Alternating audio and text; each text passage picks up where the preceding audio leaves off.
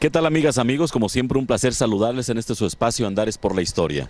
En esta ocasión estamos en locación, en razón pues de lo que vamos a comentar.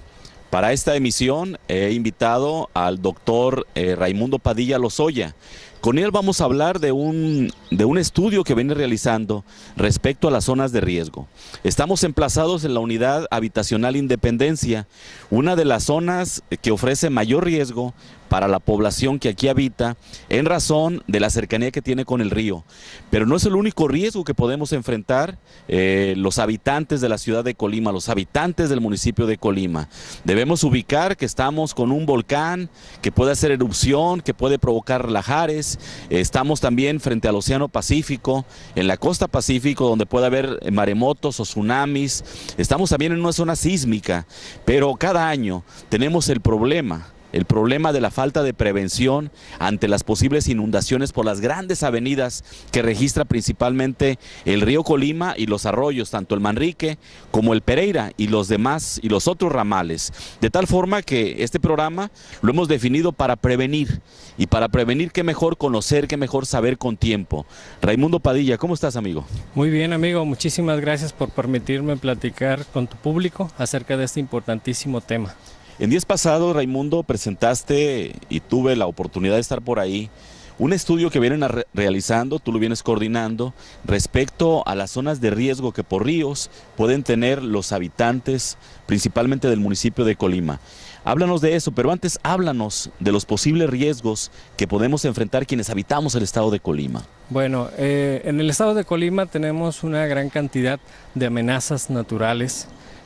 Son amenazas porque hemos convivido con ellas y gradualmente se han convertido en fenómenos peligrosos, por eso es que ya las consideramos amenazas. Sin embargo, son fenómenos naturales que han existido siempre y ante los cuales pues no debiéramos tener miedo, no debiéramos ser vulnerables. Sin embargo, como cada vez vivimos más expuestos a ellos, en construcciones débiles, en construcciones en condiciones vulnerables, pues eso las convierte en amenazantes. Pasan de ser un simple fenómeno natural a convertirse en un peligro para la vida y para la sociedad.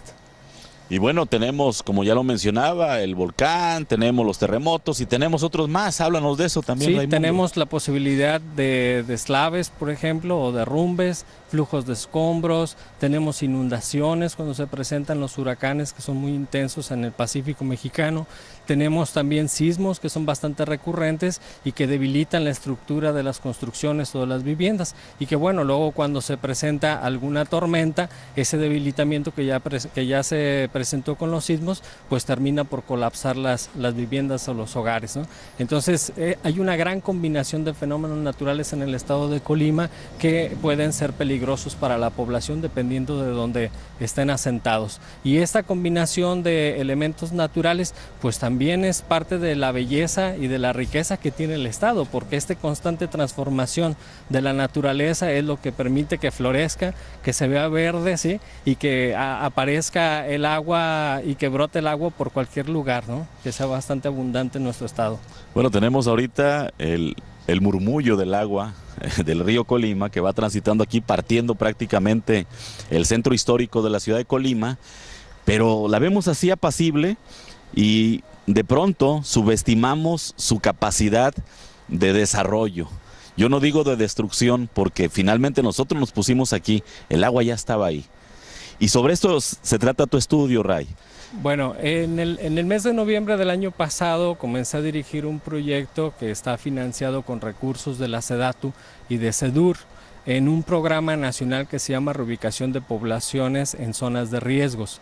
Entonces resulta que los gobiernos, tanto el federal como el estatal, en el marco de la Ley General de Protección Civil, tienen un interés muy serio en identificar cuáles son las zonas de mayor riesgo, cómo está viviendo la población en esos lugares, qué eventos han padecido a lo largo de su historia y cuáles son las propuestas que tiene la misma población para ser reubicados a otro espacio o para construirles obras de mitigación ante los impactos que les pueden causar los fenómenos naturales. Entonces, desde noviembre hasta nuestros días hemos realizado este proyecto, me ha tocado dirigirlo en colaboración con la empresa constructora Cosmen Construcciones S.A.D.C.B., en la cual estamos siendo copartícipes en colaboración con la Universidad de Colima, con Protección Civil Estatal y Municipal, con la Secretaría de Desarrollo Urbano, con SEDATU, la Delegación Colima, y este conjunto de instituciones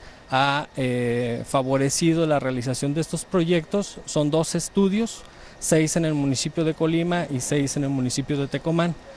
Y tienen, como ya lo mencionaba, el propósito de analizar qué es lo que está pasando con estos lugares que son considerados como zonas de alto riesgo por los atlas municipales de riesgos. Entonces, las autoridades municipales de cualquier municipio en el estado identifica estas zonas de riesgo a través de sus atlas y puede gestionar estos recursos federales para que se realicen este tipo de estudios que permitan identificar las amenazas para la población y cuáles podrían ser las obras que se construyan para evitar que se vaya a producir un desastre. Entonces, es un estudio con un enfoque bastante preventivo, ¿sí?, que tiene estas 2 opciones principales, ya sean obras de mitigación o bien la reubicación de la población si ellos mismos quieren realizarla.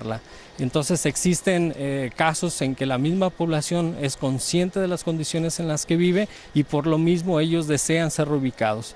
Entonces, con este estudio nosotros nos acercamos a las personas, los entrevistamos, realizamos mesas de diálogo, aplicamos encuestas y recopilamos información de calidad que permita saber cómo es que están viviendo en esos lugares y cómo podríamos ayudarlos a que mejoren su calidad de vida.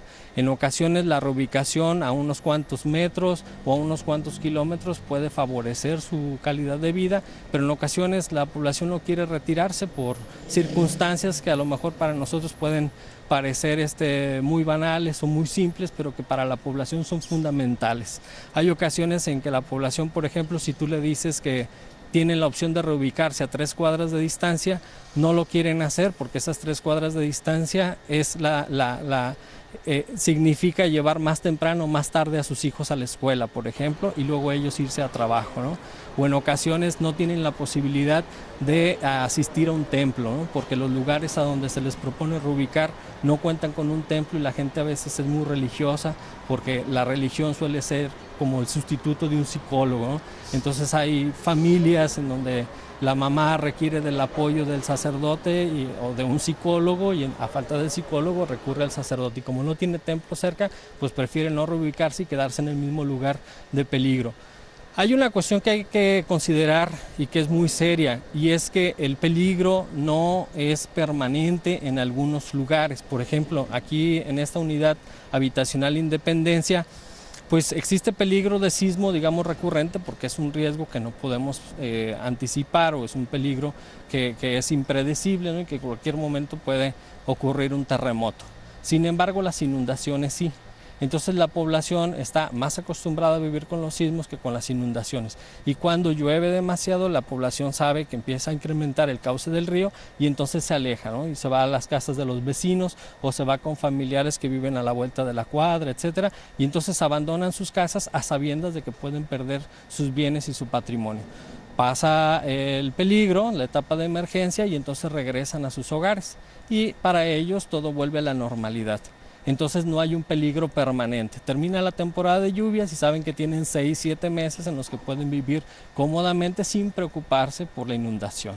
Sin embargo, por ejemplo, en el 2011 aquí incrementó muchísimo el cauce del río, quedó asolvada toda la parte que podemos ver aquí a nuestra derecha, ¿sí? Aquí en la esquina de esta casa todavía se nota perfectamente la asolve que sufrió el terreno.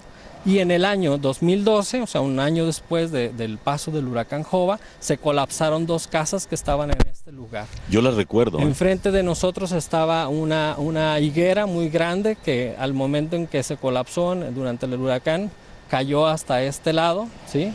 Y bueno, la talaron y limpiaron y quedó otra vez habitable el lugar. Pero este espacio es muy interesante porque tiene toda una historia, ¿sí?, que podemos remontarnos hasta los 70s, en que todavía no estaba construido este espacio como tal. Sin embargo, ya vivían personas en pequeñas casas, ¿sí?, y esos mismos vecinos todavía siguen viviendo por aquí, ya han muerto la mayoría, pero sus hijos, digamos, todavía los acompañan.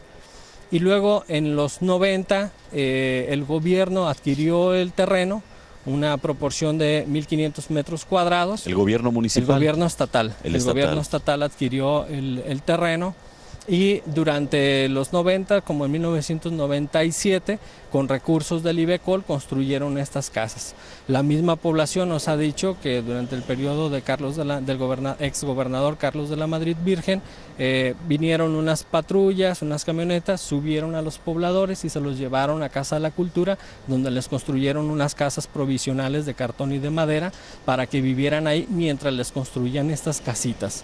Entonces ese espacio que era más abierto lo transformaron en estas casas que están a nuestro alrededor y luego regresaron a la población y les asignaron una vivienda a cada una de las familias. Entonces la primera queja fue que el espacio pues era más reducido, ¿sí? Y sin embargo pues ese era el lugar que les habían asignado y les dieron un crédito para las casas a crédito para que las pagaran a 30 años.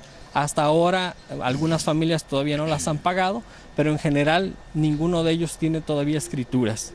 Entonces son casas que están habitando, aunque no tienen escrituras, pero que están asentadas en una zona de riesgo. Es un problema la unidad habitacional, como lo son muchas de las casas que están asentadas a los márgenes del río Colima, porque están invadiendo zona federal. Y de acuerdo a la Conagua, pues tiene que reconocerse un espacio de 10 metros a partir de los límites de cada lado del río, ¿sí? De 10 metros como zona federal. Entonces, si aquí aplicáramos ese criterio, 10 metros hacia acá, pues dejaría varias casas que tendríamos que derrumbar totalmente, colapsar a lo largo de todo el margen del río Colima, ¿no? Pero de esto no es cómplice la propia autoridad, es decir, ¿hubo algún marco legal regulatorio en el cual la autoridad municipal y estatal se ampararon para invadir zona federal y beneficiar a los vecinos? Bueno, de acuerdo con información de la Conagua, el Ayuntamiento de Colima obtuvo en 1923 una excepción de zona federal. ¿Qué significa esto? Pues que el ayuntamiento ya tiene autorización sobre la zona federal, ya no la reconoce como zona federal, sino que ahora pasa a ser parte del municipio y entonces tiene posesión de esos terrenos. Así fue que empezó a lotificar y a venderle a los vecinos que están asentados actualmente en los márgenes del río Colima, desde la parte norte hasta el sur de la ciudad. Entonces el ayuntamiento ha tratado de dar solución a los problemas de vivienda que solicita la población, sin embargo no lo han hecho de la manera adecuada. La población que vive en zonas irregulares va y solicita a las autoridades apoyo para regularizar su condición y entonces la autoridad, como tiene posesión sobre los márgenes del río Colima, pues les vende, les entrega escrituras, ¿sí? Para darle solución al problema. Sin embargo, está generando otro problema porque está dejando expuesta a la población. Entonces sí podríamos hablar de cierta complicidad, pero también hay esta intención de apoyar a la población, aunque no sea de la mejor manera, ¿sí? Vamos a ir a un corte, doctor Raimundo Padilla Lozoya, y bueno, al regreso vamos a platicar a partir de este ejemplo de la unidad habitacional Independencia, de otras unidades habitacionales similares que entraron en un esquema similar de asignación de viviendas y que están sin duda en riesgo inminente. Esto al regreso, además de otras particularidades de este estudio que nos ofrece el doctor Raimundo Padilla Lozoya.